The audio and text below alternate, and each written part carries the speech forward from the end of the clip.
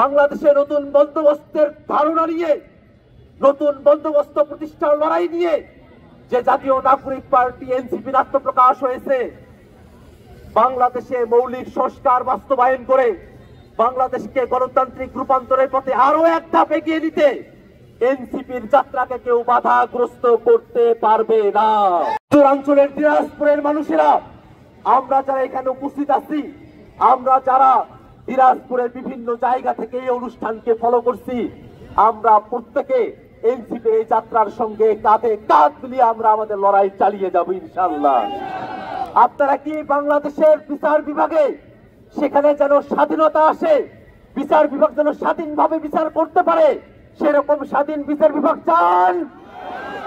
বাংলাদেশের সংসদে যেন গণতন্ত্রের কথা থাকে সেটা চান? বাংলাদেশের চাকরি সহ কোনো জায়গায় যেন বৈষম্য না থাকে সেটাকে দিনাজপুরের মানুষেরা আমরা চাই? বাংলাদেশে যারা গণহত্যা চালিয়েছে সেই গণহত্যাকারীদের বিচার করতে হবে, এটাকে আমরা সবাই চাই ইনশাআল্লাহ। দিনাজপুরের মাটি আজকে এনসিপির যে দুর্গে পরিণত হয়েছে, সেই অভ্যুত্থ দুর্গকে সাথে নিয়ে, দিনাজপুরের মানুষদেরকে সাথে নিয়ে জাতীয় নাগরিক পার্টি সামনের দিকে তার কর্মসূচি নির্ধারণ করবে। আজকের এই অনুষ্ঠানে